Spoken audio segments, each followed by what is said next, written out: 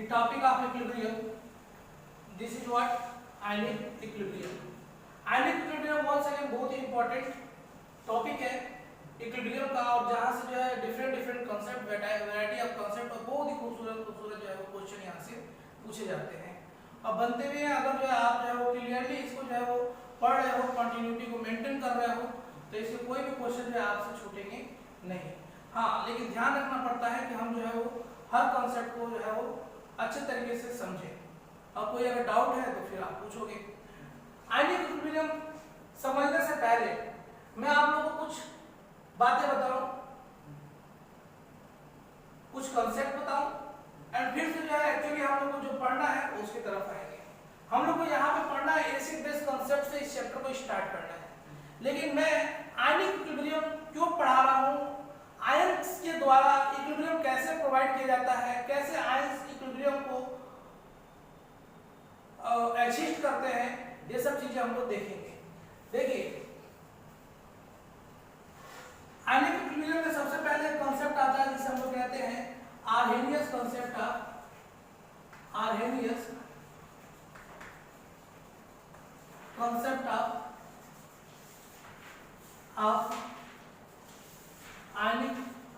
Concept या Arrhenius theory बोलो।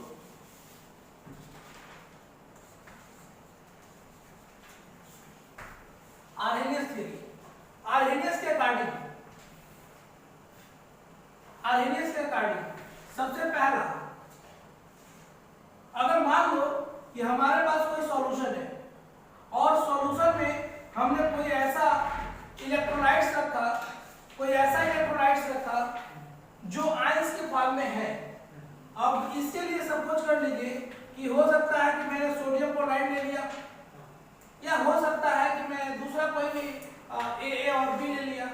ये जब इसमें ऐड किया तो ये अपने आयंस में क्या होते हैं, ब्रेक हो जाते हैं, and this process is called ionisation. तो आर्हेनियस के कांसेप्ट के अनुसार कोई भी इलेक्ट्रोलाइट्स है, अगर उसे मीडियम प्रोवाइड करोगे तो वो अपने आयंस में आयोनाइज हो जाएगा। तो फर्स्ट है आयोनाइजेशन ऑफ इलेक्ट्रोलाइट्स,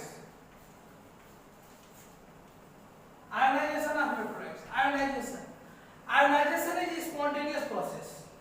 क्या? It is spontaneous process.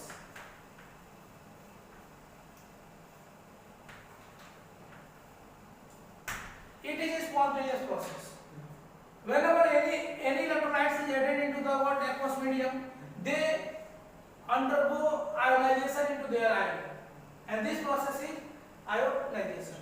मैं पूरा नहीं लिख रहा हूँ, बस इतना जानो। आयोनाइजेशन इज स्पॉन्टेनियस प्रोसेस, आप ऐड करो और डिसोसिएट होके अपने आयंस में कन्वर्ट हो जाएंगे। सेकंड पॉइंट ये होता है nature of solution. Nature of solution में हम बात करते हैं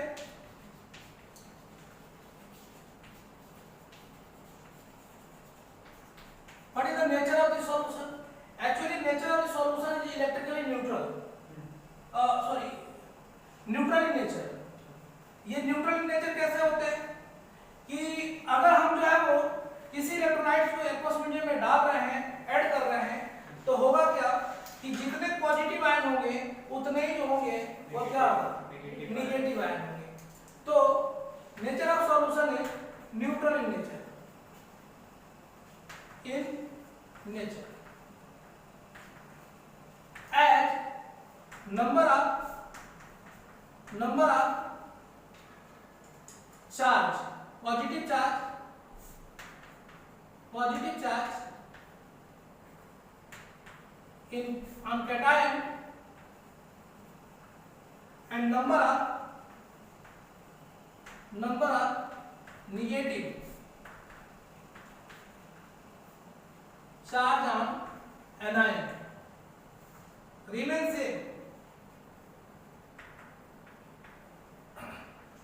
सेम रहता है।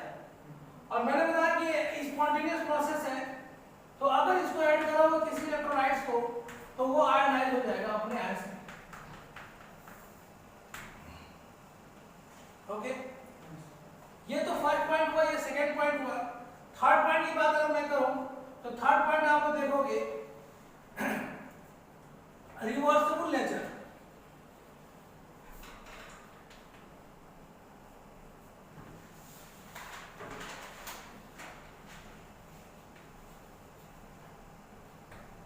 Nature, reversible nature. देखिए आप लोग जानते हो कि since opposite ion attract to each other, opposite ion जो होते हैं वे एक दूसरे को क्या करते हैं, अट्रैक्ट करते हैं। अगर अपोजिट आयन एक दूसरे को अट्रैक्ट कर रहे होंगे तो वो फिर से एक दूसरे से कंबाइन हो जाएंगे सॉल्यूशन में, क्योंकि हमने सॉल्यूशन में डाला क्या, आयंस, और आयंस जो होंगे जब एक दूसरे को अट्रैक्ट करेंगे तो वो क्या होगा, ये पहले आयनाइज होगा, लेकिन अपने आयंस में जब कन्वर्ट होंगे तो यही आयन जो होंगे एक दूसरे को अट्रैक्ट भी करेंगे and they combine to form the compound further and due to ionisation they ionise further, due to ionisation they ionise further and due to the presence of opposite charge they combine with each other and form the compound. In this way ionization and association both are taking place simultaneously and we can say that it is reversible in nature. और अगर ये reversible nature का है तो एक समय ऐसा आएगा कि भी इक्विलिब्रियम को गेन कर चुका होगा, सॉल्यूशन में इसका कंसंट्रेशन और इसका कंसंट्रेशन जो है वो कुछ कांस्टेंट हो जाएगा, और अगर कांस्टेंट हो जाएगा तो इसके लिए आप लोग जो है वो एक क्या लिखोगे, इक्विलिब्रियम कांस्टेंट लिखोगे। एंड कैसे लिखोगे जरा बताना, a पर प्लस चार्ज और b पे minus charge divided by a, and this is actually called ionisation constant. इसी को हम लोग क्या कहेंगे, आयोनाइजेशन कांस्टेंट। इसके पहले हम लोग पढ़ रहे थे इक्विलिब्रियम कांस्टेंट। यही इक्विलिब्रियम कांस्टेंट अगर आयंस के रिस्पेक्ट में पढ़ा जाएगा तो हम लोग पढ़ेंगे उसे आयोनाइजेशन कांस्टेंट, ठीक है, ओके। और इसी के लिए हम बात कर रहे हैं कि हम लोग ये देखने वाले हैं, यहीं पे ये बातें हम लोग यहाँ पे देखने वाले हैं।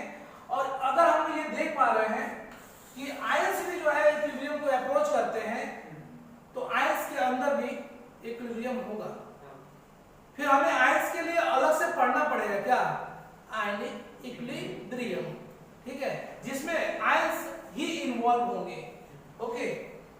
खैर मैं बात कर रहा हूं, इतना 3 बातें तो बता दिया मैंने इससे रिलेटेड। इसके बाद से होता है degree of ionisation, degree of ionisation.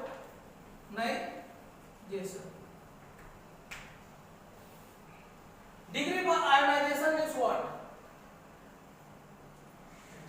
The number of ionide value, it is what? Ratio of the degree of ionization को हम लोग क्या कहते हैं, इसके पहले डिग्री ऑफ डिसोसिएशन मैंने आप लोगों को डिफाइन करके बता दिया था। कोई अगर सब्सटेंस है वो कितना अमाउंट में डिसोसिएट हो रहा है और कितना अमाउंट में लिया गया है, दोनों का रेशियो डिग्री ऑफ आयोनाइजेशन कहलाता है, ओके। और अगर कोई चीज आयोनाइड हो रहा है तो हम लोग कहेंगे कि ratio of, it is ratio of ionide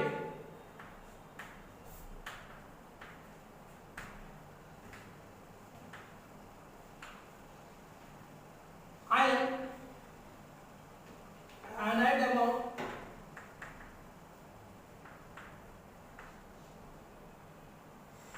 and it is ionide amount and total taken amount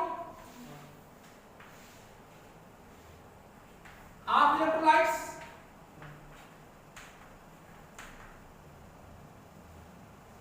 means formula क्या बनने वाला है बताइए तो, ionised amount divided bye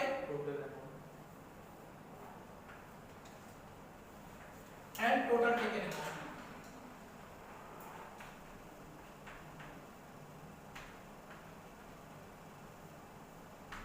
total taken amount, okay।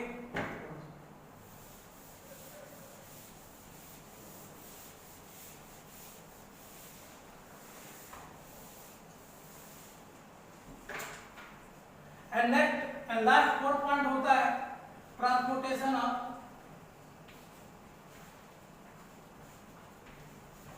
Ions.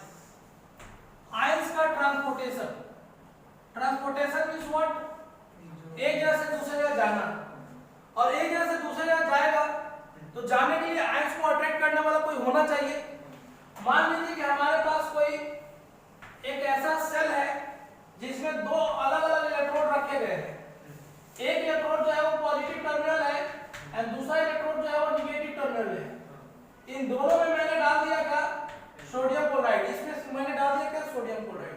ये सोडियम क्लोराइड जब आयनाइज होगा तो कैटायन जो होगा वो इस डायरेक्शन में चला जाएगा, एनायन जो होगा वो इस डायरेक्शन में चला जाएगा। अपने रिस्पेक्टिव इलेक्ट्रोड पे आयनाइजेशन आयंस का मूवमेंट ट्रांसपोर्टेशन ऑफ आयन कह सकते हो। ठीक है,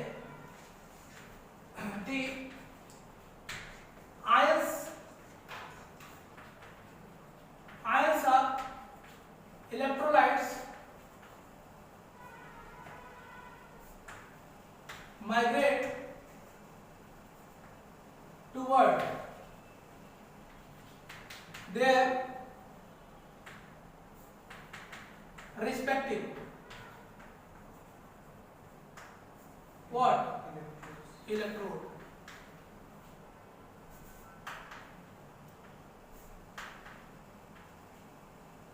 electrodes, and this is called actually called transportation of ions. Okay, एक पॉइंट और आता है इस थ्योरी से related and that is colligative property.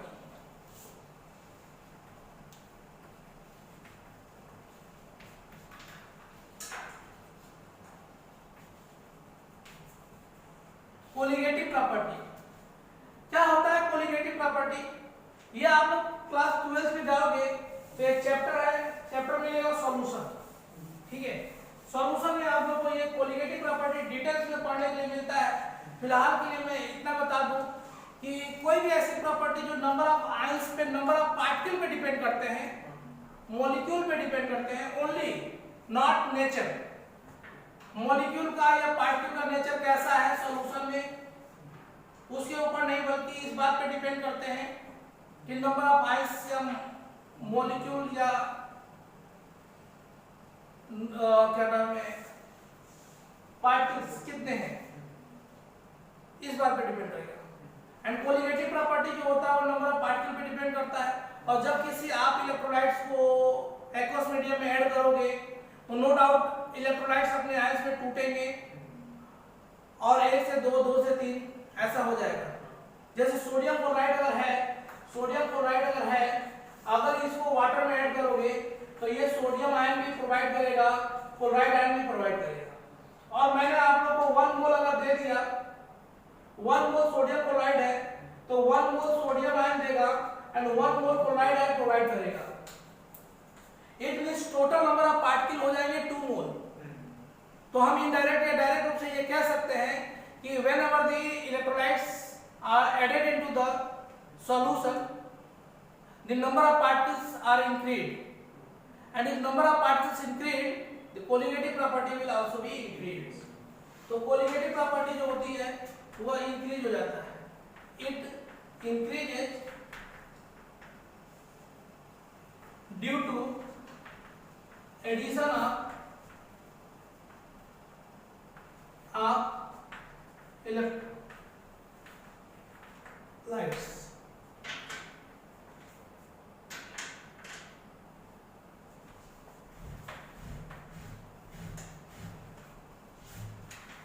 ठीक है, अब ये इलेक्ट्रोलाइट्स क्या होते हैं इनको भी हमने आप लोग बता दिया था।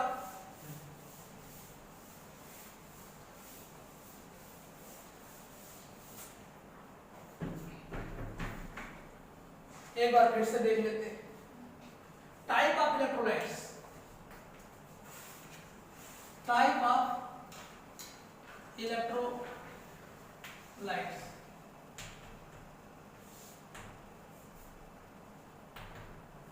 इलेक्ट्रोलाइट्स बेसिकली हम ऐसे कह कि ऐसा सब्सटेंस जो एक्वस मीडियम में ऐड करने पे अपने आयंस में डिसोसिएट हो जाता है, उसे हम लोग कहेंगे इलेक्ट्रोलाइट्स। दूसरा तरीके से ये कह सकते हैं कि those substance which conduct the electricity into the aqueous medium or in their molten state by transporting the what ions. Those substances which conduct the electricity by transfer are ions. Either they are in aqueous medium or they are in molten state, called electrolytes. Electrolytes is nothing but any ionic substance, salt or molecules. Electrolytes जो होते हैं वो यहाँ पे दो तरीके से classify किए जाएंगे। And very first strong electrolytes,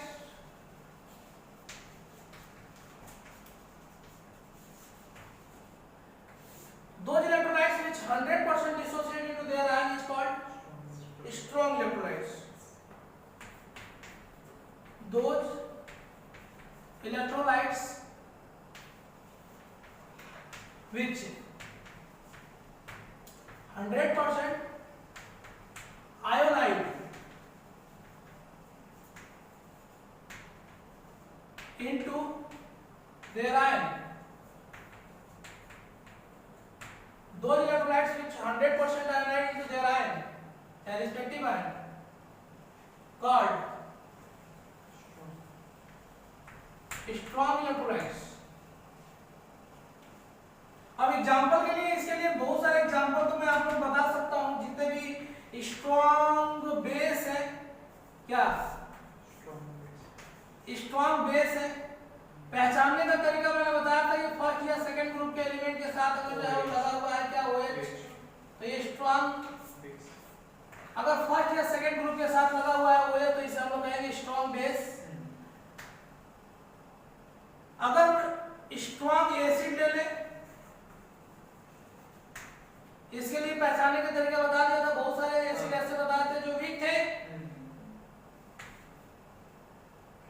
कुछ सॉल्ट भी ऐसे होते हैं, मैक्सिमम सॉल्ट ऐसे होते हैं जो स्ट्रॉन्ग इलेक्ट्रोलाइट्स की तरह काम करते हैं, except cadmium iodide and mercury iodide.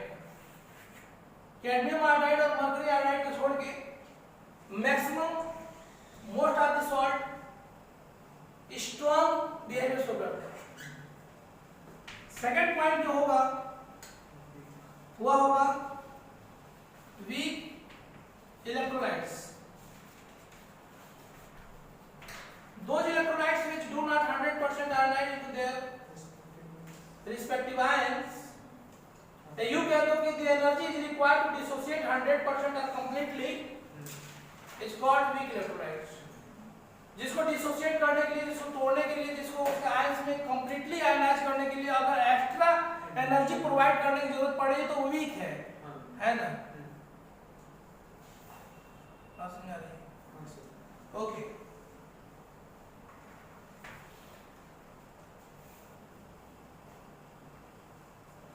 जिस स्टूडेंट को खूब ज्यादा पढ़ाने की जरूरत पड़ रही है, एक्स्ट्रा कोचिंग पे कोचिंग लगाने की जरूरत पड़ी है, वो भी तो वीक है। अब तुम समझ लो अपनी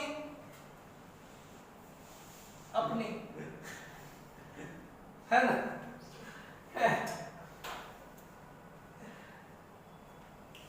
ऐसा नहीं है कि सब लोग जो है उतर के आते पैदा होते ही जो है सब कुछ सीख लिए होते है ना? पढ़ना तो पड़ता ही है ना? और अगर मान लो कि यहाँ पे आए हो तो कुछ एक्स्ट्रा तो मिलेगा ही मिलेगा। समझ में आ रहा है?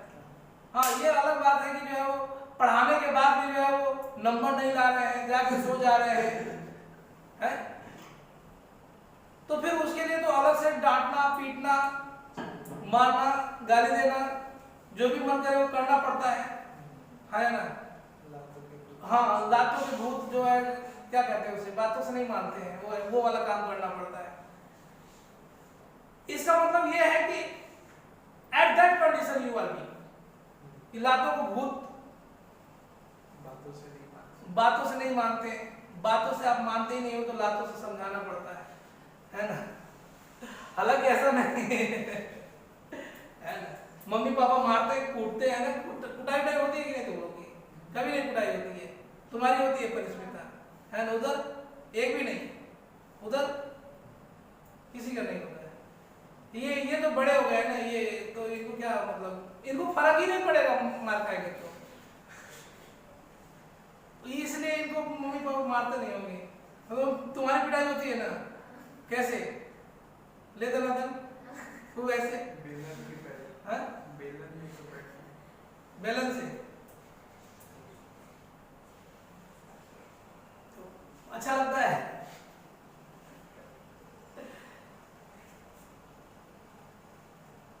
तुम बड़े हो गए ना तुम लोग, क्या पिटाई होगी तुम लोग? नहीं, कोशिश ऐसा करना चाहिए कि पिटाई ना हो, या अगर किसी बात के लिए पिटाई हो रही है तो फिर दोबारा वैसी गलती ना हो, है ना?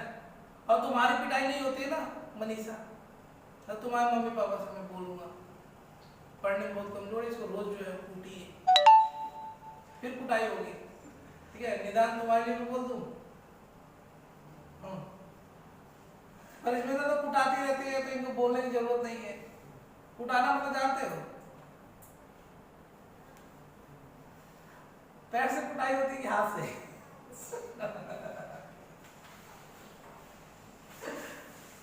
खैर, तो those which do not ionize into their ion respective ions completely, या यू कह दो, मतलब कंप्लीटली तो हो गया, those do not completely ionise into their ion is called what? या ऐसे कह सकते हो कि that is energy is required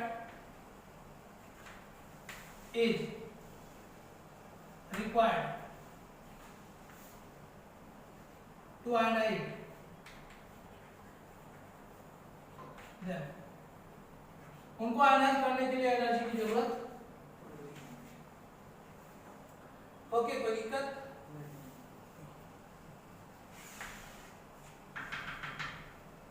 मैंने वीक इलेक्ट्रोलाइट्स बहुत सारे बता दिए थे, कुछ याद, कुछ बताओ याद करो। वीक एसिड में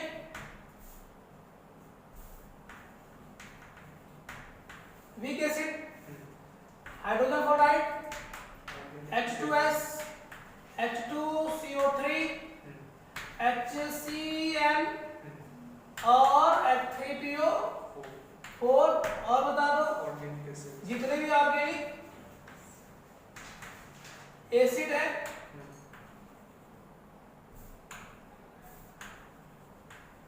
ये सब, और कोई N3H, ये वीक एसिड है। कुछ वीक बेस का भी एग्जांपल बता दो।